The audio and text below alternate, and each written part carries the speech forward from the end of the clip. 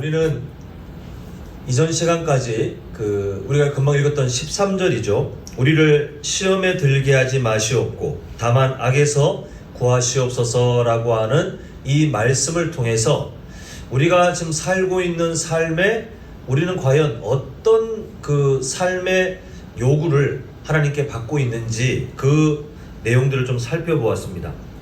우리는 경각심을 가져야 된다는 것을 보게 되는데 그 이유를 보니까 이미 우리는 구원을 받았지만 이미 우리는 하나님 나라에 소속된 것은 맞지만 그러나 이 땅에 머물고 있는 동안은 악한 마귀의 영향력이 하나님의 섭리 가운데 허용되고 있다는 것을 우리가 살펴보았습니다. 그래서 우리는 경계심을 가지고 안 살 수가 없다는 거죠.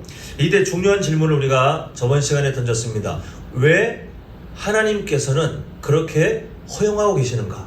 죄를 싫어하시는 그 하나님께서 왜 그렇게 우리가 악한 마귀의 영향력에 노출되도록 하셨는가? 우리가 이 질문을 던졌는데 그때 하나님이 무엇을 중요하게 생각하시는지를 우리가 한번 살펴보았습니다. 하나님은 옆구리 찔러 뭘 받는다 그러죠? 절받기. 그 억지 신앙. 하나님께서 막 우리를 겁박해가지고 겁을 주고 공포심에 하나님께서 원하시는 어떤 것을 행동으로 만들어내실 수는 있지만 그게 감동이 없거든요. 제가 예전에도 그런 비유를 했습니다만 우리가 어떤 가족 내에서라도 가족들끼리 생일을 챙기시는 가족이 있다면 생일을 챙길 때 안 챙긴다고 막 전날부터 알려주고 아침에도 알려주고 오후에도 알려주고 해서 억지로 뭔가 편지를 받거나 억지로 뭔가 받으면 사실 받긴 해도 그게 기쁘지 않습니다. 그런데 우리 가족 일원이 우러나온 마음으로 정말 자발적으로 자유의지를 가지고 내가 태어난 그 시간을 축복해 준다면 그게 정말 감동이 되고 힘이 되는 그것과 동일하다는 거죠. 하나님은 인격적이시기 때문에 하나님께서는 우리에게 예배를 우리의 삶 가운데 우리의 삶의 모든 영역을 통하여 존중받기를 원하시는데 옆구리 찔러 절받기 신앙은 하나님이 정말 원치 않으시는 거예요. 그래서 하나님께서 하셨던 그 일들을 우리가 창세기 4장부터 제가 이렇게 표현했었는데요. 하나님께서 그 부작용, 죄를 지을 수 있는 자유도 또 죄를 안 지을 수 있는 자유도 하나님께서 창세기 4장에 그 시작되는 역사부터 허용하셨기 때문에 어떤 사람이 등장했냐면 동생을 처참하게 쳐 죽이는 가인 같은 사람이 등장하게 되었다는 겁니다. 그런데 하나님은 그걸 감수하시는 거예요. 괜찮다는 거예요. 물론 여기서 말하는 괜찮다가 죄를 짓든 말든 괜찮다 허용이 아니라 그 부작용을 감수하더라도 내가 더 중요하게 너희들에게 정말 받고자 하는 자발적인 예배가 있다. 이것 때문에 하나님이 감수하는 게 괜찮다는 거예요. 그리고 그 뒤에 시간이 흘러 노아 홍수가 지난 다음에 세상이 깨끗해졌는가? 그게 아니었죠. 니무롯이라고 하는 가인 계열을 따라 살아가는 니무롯이라고 하는 악한 왕이 등장하고 또 그 악한 왕이 함께 뜻을 모으는 악한 사람들이 바벨탑을 지으면서 우리 하나님 필요 없어 우리끼리 힘을 모으자라고 또 악한 그 죄의 영향력들이 나타나는 부작용이 있었지만 하나님은 감수하시겠다는 거예요. 무엇을 보십니까? 노아 후손 중에 여전히 셋 계열의 그 마음, 하나님의 이름을 부르며 예배하고자 하는 그 하나님의 희망인 그 소수의 사람들이 자유의지 안에 하나님을 자발적으로 존중하고 하나님께 대한 온전한 마음을 드릴 때 그걸 너무 바라시기 때문에 그런 부작용을 감수하셨습니다. 우리가 살고 있는 시대도 마찬가지죠. 하나님은 우리를 온실 속 화초처럼 그 어떤 외부 환경에도 노출되지 않고 죄도 짓지 않도록 악한 마귀의 모든 유혹을 다 끊으실 수 있는 분이시고 심지어 지금도 하나님이 원하시면 악한 마귀라는 그 존재 자체를 이 우주에서 소멸시킬 수 있는 그런 전능하신 분이시지만 그렇게 안 하시겠다는 거예요.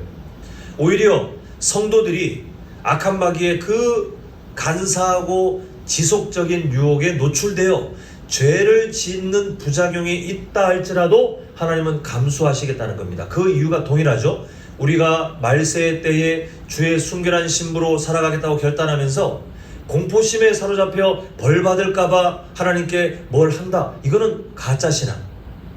근데 우리가 받은 사랑, 아까 전에 우리가 주일에 그 받은 은혜를 붙들고 기도했는데 헤세드, 하나님의 인자하심, 사랑, 그 은혜로 우리가 살아났다면 그 은혜를 기억하며 죄를 지을 수 있는 자유를 떨쳐내고 죄를 안 지으려고 자발적인 마음에 몸부림치는 것이 하나님께서 우리에게 바라시는 예배 태도이기 때문에 하나님은 감수하시겠다는 거예요. 그래서 우리는 지금 어떤 삶을 살고 있냐 하면 아직 이 세상 속에 우리가 살고 있는 한 악한 마귀의 유혹에 그 영향력에 노출되어 살 수밖에 없고, 그때 우리는 하나님 도와주십시오 라는 마음이 담겨있는 13절의 고백을 할 수밖에 없다는 것입니다. 자, 정리하자면 우리는 하나님의 말씀에 순종하며 살 것인지, 아니면 우리는 악한 마귀의 그 유혹을 선택하여 살 것인지 우리는 결정을 하게 되고, 그 자유의지에 따른 결정을 통해서 억지 신앙이 아니라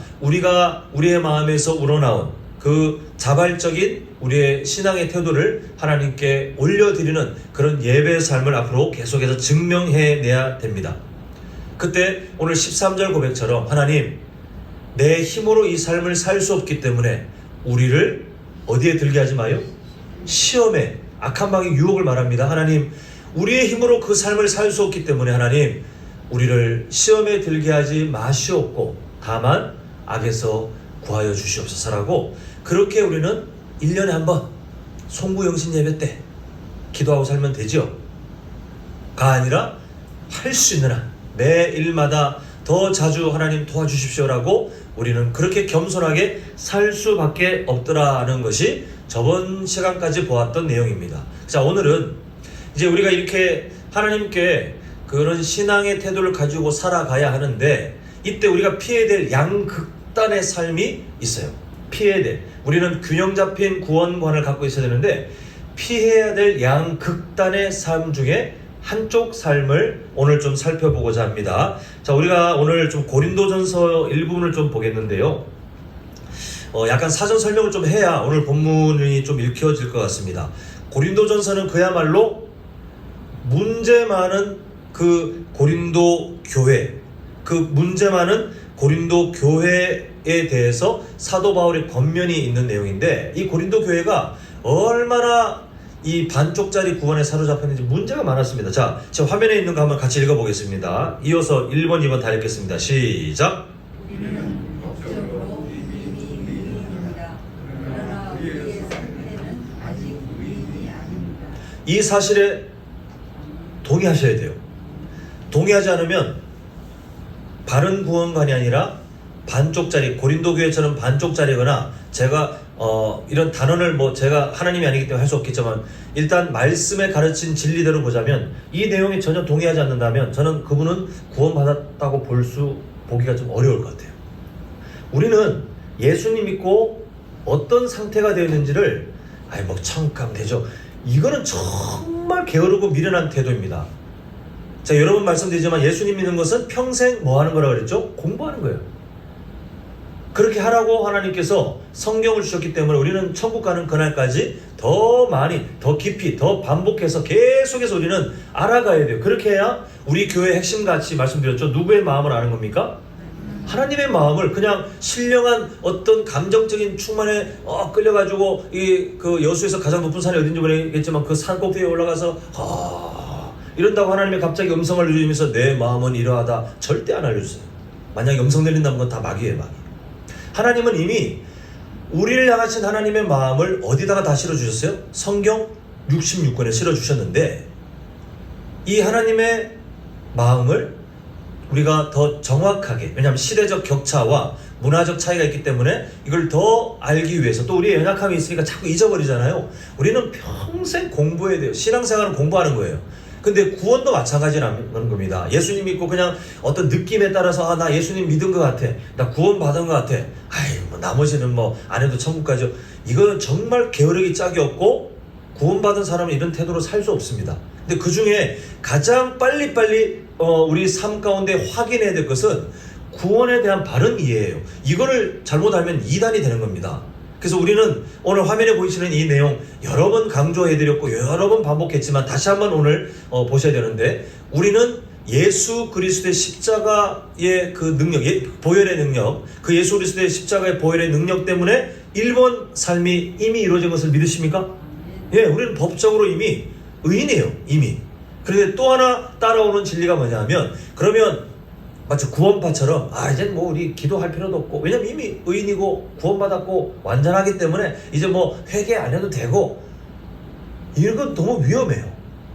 고린도 교회가 약간 이쪽 계열의 반쪽짜리 구원을 가졌어요. 구원관을 가지고 있었어요. 그래서 우리는 이미 구원받아서 우리는 신령한 존재야, 의인이야, 여기에 빠져 있다 보니까 뭘 하냐면 여기 뭘 하다 보면 2번으로 못 가는 거예요. 우리의 상태는 아직 뭐가 아니에요? 네, 법적으로는 의인이지만 아직 우리의 상태는 의인이 아니에요. 그래서 사도 바울도 자기에 대해서 내가 죄인 중에 괴수라라고 하는 게 법적인 의미를 말하는 게 아니고, 자기가 구원받고 법적으로 이미 의인인 것을 알고 있지만 사도 바울이 여전히 완성되지 못하는 그 상태에 대해 나는 정말 죄인 중에 두목처럼 그렇게 연약한 존재라고 고백하는 그 상태를 말하는 거거든요. 우리도 마찬가지예요. 이 구원관이 사로잡혀야 감사하고 자유한 1번을 통해서 감사하고 자유함을 누리지만 여기서 멈출 수 있어요, 없어요? 2번 때문에, 바른 구원관을 가진 사람은 2번 때문에 멈출 수 없어요. 왜냐하면 우리의 상태가 아직 의인이 아니기 때문에 하나님께서 선언해 주신 그 의인의 상태를 향해 하나님 힘을 내서 자라갈게요, 배워갈게요, 또 그렇게 증명할게요, 이렇게 결단하지 않을 수 없는 것이 구원받은 사람의 마땅한 태도라는 것입니다. 근데 정말 많은 기독교인들이 1번에서 2번으로 잘 못 가요. 그러다 보니 한국 사회에서 교회를 향해서 비난하는 것 중에 하나가 뭐냐면, 그냥 단편적으로 사랑이 없네, 이걸 떠나서 비난하는 게 뭐냐 하면, 자기들 구원받았다, 회개 기도하면 된다, 그래서 그냥 죄 짓는 걸 너무 가볍게 생각한다는 거예요. 실제로 이렇게 생각해요. 이걸 비꼬았던 영화가 옛날 영화입니다. 저는 아직 보지 않았지만 밀양이라는 영화 아십니까? 범죄자가 그 심각한 범죄를 저지르고 감옥에 있는 동안에 자기 하나님 앞에 다 용서받았다고. 사실일 수 있지만 그 고백이 사실이라면 정말 자기가 가해한 사람에게 어떻게 해야 돼요? 진짜 하나님께 용서를 구하고 그 회개가 진짜라면 그 자신이 가해한 가해자, 자신 때문에 고통받은 사람에게 정말 전심을 다해 그 사람이 허락할 때까지 진심 어린 용서를 하는 게 맞습니까? 아닙니까? 하는 게 맞아요. 근데 자기 혼자 가짜 구원에 취해가지고 나는 하나님께 이미 다 용서받았다고 하는 그 충격스러운 대사가 사실 한국 교회를 꼬집는, 지적하는 대사예요. 2번으로 못 가요. 2번으로. 그러다 보니 어떤 일이 있냐면, 이 격차, 법적으로 이미 의인이지만 아직 우리의 상태 자체가 완전히 의인이 아닌 이 격차 때문에 우리는 계속해서 악한 마귀의 유혹에 넘어가는 거거든요. 근데 이거를 고려하지 않고 격차가 없이 나는 이미 완전해, 나는 이미 괜찮아, 이렇게 영적 교만에 빠지니까 어떤 일이 있냐면, 악한 마귀는 이런 착각에 비해 집요하고 너무나도 간사하게 우리를 유혹하려고 한 번도 멈추지 않고 노력하고 있는데 깨닫지 못하는 거예요. 깨닫지 못하니 뭘 못하냐면 그에 대한 대응을 못하고요. 대응을 못하니까 그냥 삶에서 자기 만족에 빠진 신앙생활, 가짜 신앙, 자기 만족에 빠진 신앙생활을 하고 있지만 삶에서 맨날 죄 짓는 거예요. 맨날 반복하는 거예요. 맨날 습관이 되어 있는 거예요. 그러면서 그게 신앙생활이라고 스스로 합리화하는 모습들이 나타나는데, 지금 고린도 교회가 딱 그 짝이더라는 것입니다. 자, 우리 한번 이제 잠시 살펴볼 본문이 바로 이런 상태에 빠진 고린도 교회에 대해서 사도 바울이 역설적으로 이제 쉽게 말하면 비꼬는 거예요. 그 칭찬이 절대 아니라는 거 생각하시면서 한번 보겠습니다. 자, 우리 고린도전서 4장 8절 우리 한번 보겠습니다. 함께 한 목소리 읽겠습니다. 시작. 너희가 이미 배우면 이미 부상하면 우리 없어 왕이 되었다. 우리가 너희와 함께 왕하기를 참으로 너희가 왕이 되기를. 네, 우리가 예수님의 십자가 보혈의 그 능력을 통하여 원래는 죄의 통치, 세상이 통치하고 있는 것에 있다가 그 능력에 의해서 단번에 하나님의 통치가 있는 삶으로 옮겨졌다는 거 다 믿으시죠, 그죠? 근데 아까 말씀드렸지만 2번 이제 화면은 지나갔지만요. 그러나 우리의 상태는 아직 의인이 아닙니다. 요것 때문에 우리는 여전히 이 세상에 구원받은 사람으로 하나님의 자녀로 법적인 그 상태로 법적인 그 자격으로는 의인으로 살고 있음에도 여전히 우리는 결핍을 느끼게 돼 있어요. 우리는 여전히 불완전성을 갖고 있어요. 우리 모두가 다 마찬가지예요. 누구를 뭐 탓할 거 없어요. 우리가 지금 우리 코가 석자일 정도로 우리는 그런 불완전성을 갖고 있다는 것입니다. 그래서 악한 마귀가 그 틈을 치고 들어와서 유혹하면 우리는 정말 그 유혹에 쉽게 빠져서 우리가 죄를 짓게 되는 것이 우리의 아직까지 해결해야 될 그런 현재 숙제입니다. 근데 지금 고린도 교회를 보니까 고린도 교회에 대한 사도 바울의 그 말을 보니 너희가 이미 배부르며 이미 풍성하며 우리 없이도 왕이 되었도다 이런 상태로 살고 있다고 지금 지적하고 있어요. 자, 우리 앞장인 고린도전서 3장 1절을 한번 보시겠는데요. 사실 고린도 교회의 실제 상태는 그렇지 않습니다. 지금 보시면 형제들아 내가 신령한 자들을 대함과 같이 너희에게 말한다 라고 되어 있습니까? 말할 수 없다라고 합니다. 왜냐하면 육신에 속한 자 곧 그리스도 안에서 마치 어떤 사람 같다는 거예요. 고린도 교회 사람들이 어린아이, 영적인 어린아이예요. 영적인 어린아이 같이 지금 성숙이 없기 때문에 지금 사도 바울이 막 이렇게 정말 성숙한 사람들을 대하듯이 못하고 있다는 거예요. 자, 2절도 마찬가지입니다. 2절 보시면 내가 너희를 저주로 먹이고 밥으로 아니하였노니 이렇게 말하는데 사실 영적 성장을 위한 말씀들은 대체로 우리에게 도전이 되는 때로는 우리가 우리의 육적인 마음으로는 듣기 싫은 말씀들이 우리의 영적 성장에 직결되어 있을 때가 있어요. 그냥 듣기 좋은 말, 위로, 그냥 소망 이런 말씀들이 우리에게 힘을 더할 때도 있지만 영적 성장인 것은 우리가 성장하지 못한 것을 발견해야 되잖아요. 기분이 안 좋아요. 그 성장을 성장하지 못한 것을 발견하고 이거를 우리의 그 습관들, 죄의 습관들과 반대되는 것을 향해 자라가려고 하는 몸부림이 편치가 않아요. 결국 우리가 인간의 힘으로 성장하는 것이 불가능한 것은 우리의 본성, 아직까지 남아있는 죄의 그 본성들, 습관들은 너무 싫어요. 그냥 죄 지으며 내 멋대로 내 마음에 편한 대로 사는 게 제일 기쁘고 행복하기 때문에 하나님의 말씀이 우리를 찌르면서 너 그거 지금 잘못됐어. 너 지금 고쳐야 돼. 너희 가정 똑바로 생각해. 너희 교회 지금 이거 해결해야 돼. 이렇게 우리에게 실제적인 도전들 아니면 지적들을 하실 때 우리의 마음은 아프게 되어 있어요. 힘들게 되어 있어요. 그게 정상입니다. 근데 이거를 음식으로 지금 뭐라고 했냐면 마치 딱딱한 음식을 씹어서 좀 노력을 해야 되는 것처럼 밥이라고 지금 2절에서는 말을 하고 있고 근데 그런 것 없이 그냥 쉽게 뭐 들리고 이해도 잘 되고 그냥 항상 위로, 소망, 즐거움 이런 마치 젖을 먹이는 것처럼 그냥 꿀꺽 삼키면 되잖아요.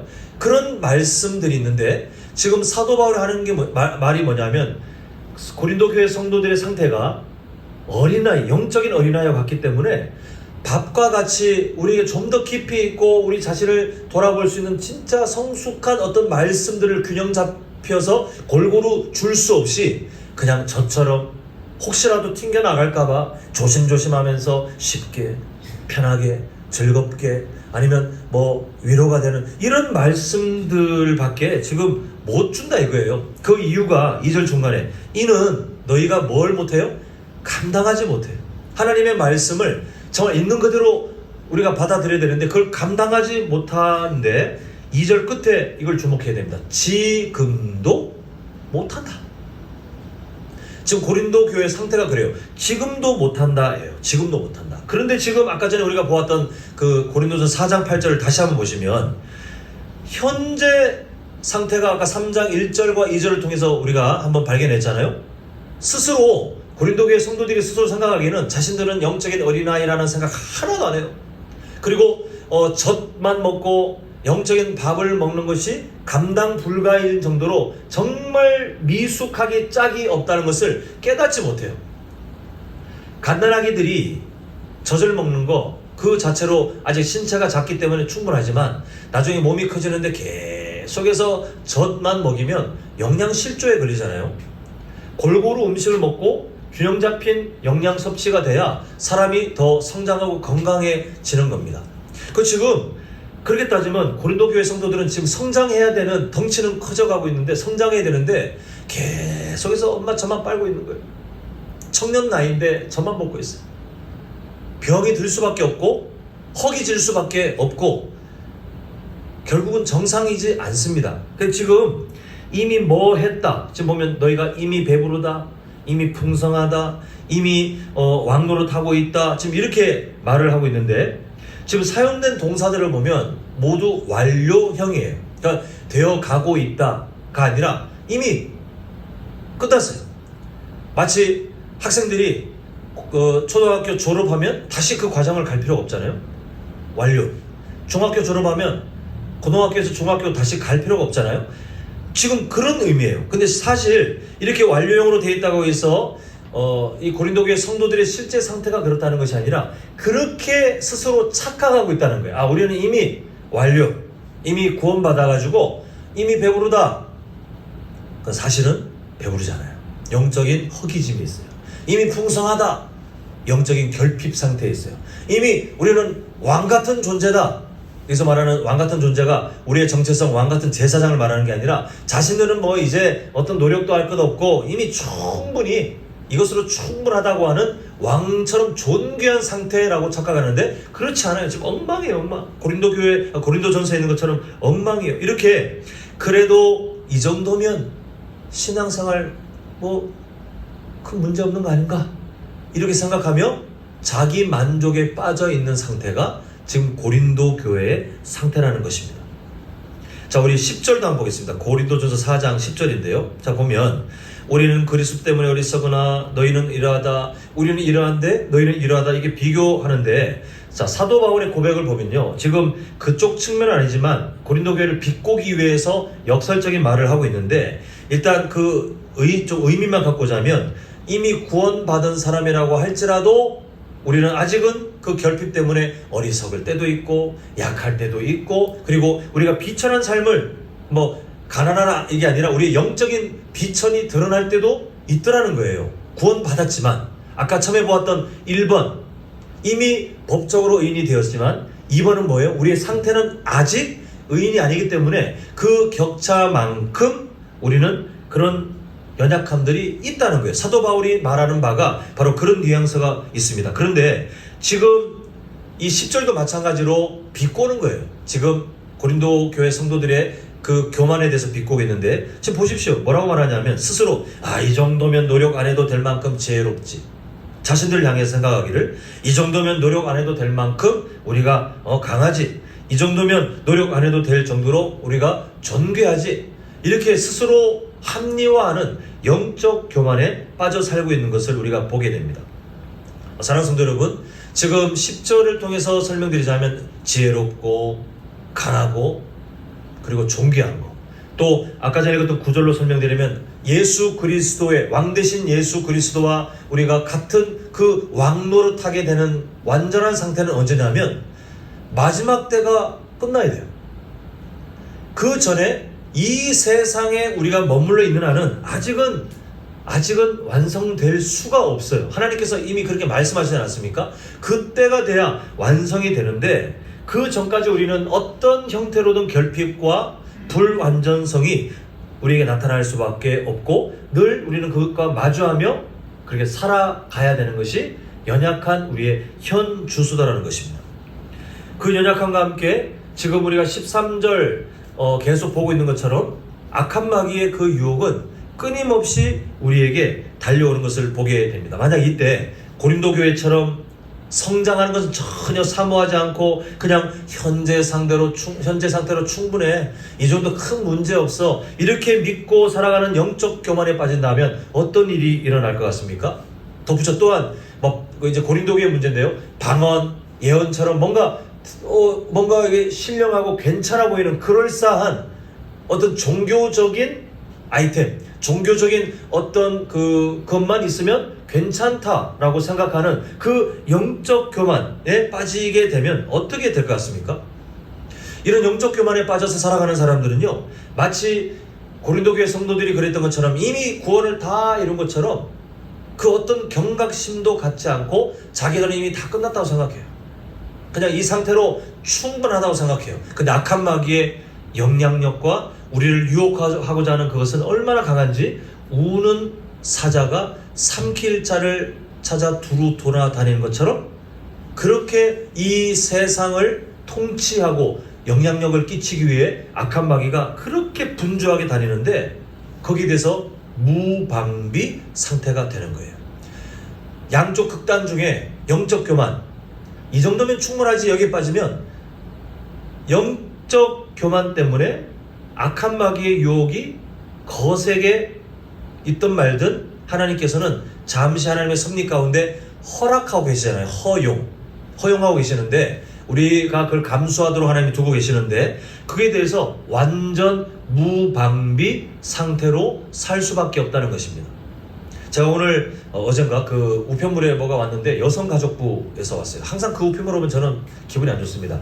여기 계신 성도님들은 받아보실 것 같지는 않아요. 그 우편물은 집에 청소년 이하 자녀들이 있는 집에만 우편물이나 아니면 연락이 오는데 그게 뭐냐면 제가 살고 있는 이 권역 어떤 정도의 거리 안에 성범죄자가 이사 왔어요. 그 문서를 보니까 그 사람 얼굴, 앞, 뒤, 앞, 옆, 그리고 그 사람의 인적사항, 주소까지 다 나와서 경계하라는 거예요. 경계하라는 거예요. 그 저랑 저희 사모하고 그런 얘기를 했습니다. 약간 좀 아쉽다, 우리나라 제도가. 왜냐하면 그 사람이 다른 사람에게 가해한 내용 보면 다 20대 여성들이에요. 근데 정작 그 피해자들 나이 되는 사람들은 그 정보를 볼 수가 없어요. 청소년 이하 자녀들이 있는 집에만 이 정보가 오기 때문에 우리는 그걸 보고 저 같으면 그 근처로 제 딸을 데리고 가고 싶지 않아요. 제가 어딘지 그 주소를 찾아봤거든요. 진짜 멀지 않아요. 우리 교회에서 멀지 않더라고요. 저는 거기에 가고 싶지 않아요. 근데 만약에 그 정보가 그 주변 사람들한테 다 우리가 받은 우편물처럼 다 뿌려졌다면 어떻게 할까요? 경계할 거예요. 더 경계하고 조심하겠죠. 이 세상의 여러 가지 범죄에 대해서 우리는 경계하기 때문에 집을 활짝 열어놓고 살지 않고 시건장치를 합니다. 그리고 가급적이면 우리나라가 치안이 좋다고는 하지만 그래도 늦은 밤에 뭔가를 이게 하기 위해서 잘 안 돌아다니려고 그래도 하는 편이에요. 경계하기 때문에 그런 지혜가 있어서 그래요. 근데 무방비 상태, 지혜가 없는 사람들은 누가 들어오겠어? 창문 다 열고 그냥 뭔 일이 있겠어? 캄캄한 밤에 조심도 하지 않고 돌아다니고 결국 범죄에 노출될 확률이 높아지지 않겠습니까? 우리가 사는 영적인 세계도 마찬가지예요. 하나님께서 우리에게 자발적인 하나님 말씀의 순종을 보시기 위해서 악한 마귀의 그 영향력들을 다 막을 수도 있으나 하나님은 특히 이 말세의 때 하나님의 섭리를 따라 허용하고 계시는 그때 악한 마귀는 정말 집요하게 우리가 하나님의 자녀의 모습을 잃어버리도록 공격할 준비가 또 지금도 공격하고 있는데 나는 지금 이 정도면 괜찮지 않나? 우리 성도님들은 주일날 아니면 수요일날 이렇게 교회에 오셔서 딱 이 자리에 앉으시면 솔직히 지난 시간에 대한 정말 애타는 회개 기도가 나오십니까? 낱낱이 자신을 돌아보는 민감함이 있으십니까? 아마 하시긴 하시겠지만 쉽지 않아요. 우리는 막 쥐어짜야 돼요. 제가 청년 때도 막 수련회 가가지고 보면 그 어떤 순서에 따라 막 회개기도 합시다 막 할 때 막 찾아내야 돼요. 막. 사실 근데 찾아낼 게 아니라 엄청 많아야 사실 그 말이 되잖아요. 근데 막 쥐어짜야 돼요. 앞에서 막 서로 이게 조별로 나눠야 되니까 그래도 없는데요 이렇게 하긴 싫어가지고 그럴듯한 말을 막 만들고 쥐어짜야 되는데 회개할 거리를 쥐어짜야 될 만큼 아니면 요즘 한국교회에 주일날 딱 앉아가지고 정말 자신의 삶을 돌아보며 하나님 제가 하나님의 통치 안에 있어야 될 사람인데 악한 마귀의 통치를 허용하고 하나님의 뜻을 제가 떠났던 것을 용서해 주십시오.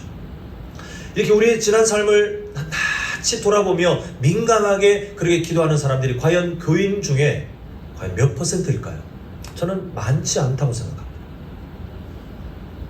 많지 않다고 생각해요. 제가 이전에 사역했던 교회들 다 보면 와서 핸드폰으로 뭐 그냥 예배 시작하기 전까지 핸드폰으로 뭐 하고 있고, 아니면 옆에 사람들하고 어떤 성도의 교제가 아니라 정말 그 말 그대로 세상적인 수다 떨고 있고, 그런 모습들을 많이 봐왔어요.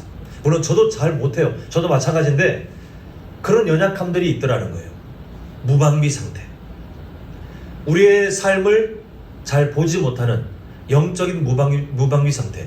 지금 화면에 있는 것처럼 이 정도면 충분하지, 내가 교회 왔는데 뭐 예배 드리면 충분한 거 아닌가? 내가 무슨 굳이 회개까지, 이런 마음이 들 정도의 영적 교만, 영적인 무방비 상태가 되면 우리는 결국 자각하지 못하고 대응하지 못하고 우리를 유혹하는 악한 마귀의 그 유혹에 마치 창세기 3장에 일어났던 그 안타까운 일처럼 다 반응하여 죄를 우리 스스로 지울 수밖에 없다는 것을 다시 한번 생각해 보게 됩니다. 그 좋은 증거가 바로 고린도전서예요.